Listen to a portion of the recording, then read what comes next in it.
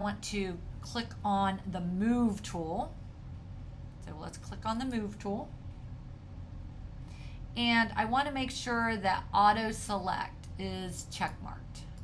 Okay, if your auto select is not check marked, please check mark that.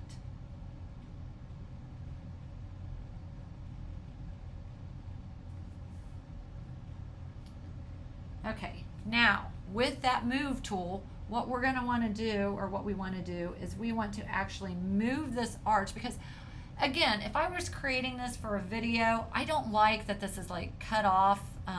This would be cut off over here. It's too far to the left, this arch, and that's kind of the main focus. So what I want to do is I want to move this over this way. Okay, so if I go to my arch layer, and I tried to move this right now, I just want to show you what happens. Don't do this, just watch. If I try to move this right now, it's not going to move it, okay? And the reason it's not going to move it is because I have auto select on, okay? So what it's doing is it's going to select the layer that is the one that's mostly in front, okay? So I'm going to uncheck mark that for a minute. I'm going to go back down to my arch layer, and then I'm going to move it over. So I want you to realize what that auto select does. Okay, that auto select it'll make it select whatever is like that your cursor is on. Okay, it won't be that exact layer. So if you're trying to get to an underlying layer, you want to make sure that that is off. But I'll show you another way to do that as well. But we want to scoot this so that the arch starts at about where that H is at. Okay, so I just want you to scoot it over. And I know you're like, well, this looks dumb. It does. We're going to fix that with AI, because that's the latest and greatest. So once we get that done, I'm going to go ahead and turn auto select back on, because I usually do like that on. Okay, then I'm going to deselect just by clicking over here. Now, I want to hide everything but the arch layer. So to hide everything but the arch layer, I'm going to hold my Option key down, or Alt key on a Windows, and I'm going to hit the eyeball. Okay, it's going to hide everything but that arch layer. If I hold the Option or Alt key again and click on that eyeball, it's going to bring it back. Okay, but if I'm like, oh, well, what about this? And I show this for a minute, and I'm like, oh, nope, I didn't want that. And now I try to hold my Option key down, and I try to do that. It's not going to work. Okay, I want you to understand that only works if you don't accidentally show any other layers. So in order to show all the layers, you can just click and then just drag. It'll show all the layers, or you can click each individual eyeball, and that will show other layers as well. Okay, so I'm going to Option, hide everything. Next thing, I'm going to use the AI by grabbing my rectangle marquee tool. I'm going to draw a rectangle until this butts up against the picture right here. So I have a rectangle marquee tool until this butts up against the picture. Okay. Actually, I might want to go a little bit into the picture, just a little bit, because I don't want a line. Okay, there we go. Once I get that done, I want to look down here, and I see something that says generative fill. This is the AI that I was talking about. If I click on generative fill, it's going to give me a little thing that says, what would you like to generate? Well, I just want it to fill in what it thinks should be over there that's not in the picture. Where does it think it can pick up? So in order to make that work, I can actually just hit enter or hit generate, and up here it's going to start generating what it thinks would actually fill in an appropriate piece to that puzzle. Okay, and you can see right here it actually filled in a piece of that puzzle. Okay, so it's like, oh, well, we know there's a sky, we're going to extend out the clouds, we're going to extend this out, and it actually goes into pictures around the world. and it like knows like different, especially different architecture, things that are in books. It knows because AI is being fed information all the time. So once we do that, we do have other options. Sometimes it'll give you like 3 different options. Oops, I hit it again. Let me let it go again.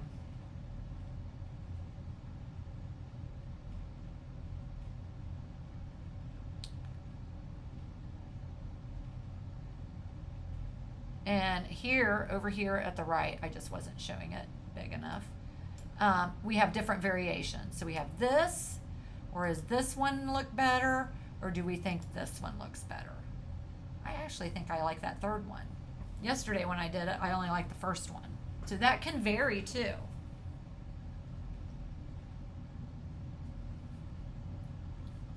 Once you get that done, we are going to show everything again. Just making sure I have everything. Please make sure you do read the bottom part of this book, of this chapter, about the generative fill. The generative fill in the Adobe Firefly. That's the AI that Adobe has named. It's called Firefly. And it's going to give you some information about that. And it also is going to allow you to participate in things that, in making things better. Sometimes it'll give you an option. Were you happy with that? And it does help make things better. We can also kind of flip through here using the contextual bar as well. Okay, so I want to show everything. Well, I realized that now I'm showing a new layer. Even though we're showing a new layer, I might be able to hold my option bar. Nope, see, it's not going to let me. So that's okay. I can drag this like that, or I could have, hit the Command, Option, comma. That will show all layers as well. Command, Option, comma. And then basically we are at the end of that chapter, okay? I highly suggest making sure you look at the review questions. I'm not going to ask you those review questions, although I shouldn't say that. We will have some quizzes in here, so you might see 1 or 2 of those questions on a quiz. But just always go through them, look at the answers, make sure you understand what we have done. If you're having issues with anything, ask next week. But I also understand this was an introduction. We're going to go more in depth with each one of these things in the coming weeks. Last thing I want to mention, inside of Pilot, before you submit, always read the instructions. Here it says complete chapter 1, getting to know your workspace. So that's what we have just done. After you complete the work, now sometimes I will tell you to do something, sometimes I won't, okay? But this time I say add your name below the word live stream so that it is right aligned and 50 points, font of your choice. And I say I will demonstrate this in Monday's WebEx, so that's why I'm putting it in here. So we will go in here, I will grab my type tool, I will make sure that nothing is selected, so I'm going to go to select, deselect layers, and below live stream, I want to put my name. So I'm going to click, I can type it over here. So I'll put April Teese. I did not tell you what color.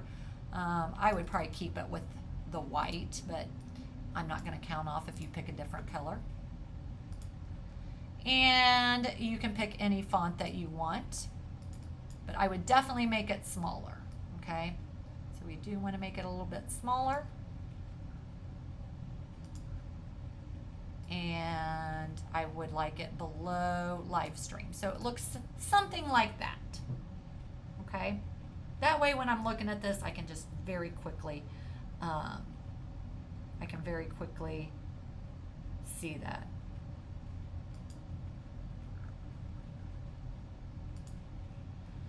Okay.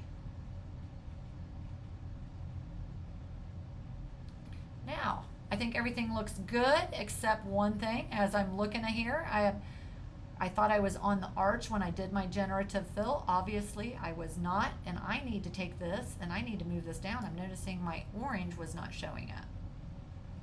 okay? So I needed to make sure that I pulled that all the way over here. That green should also be over here. There.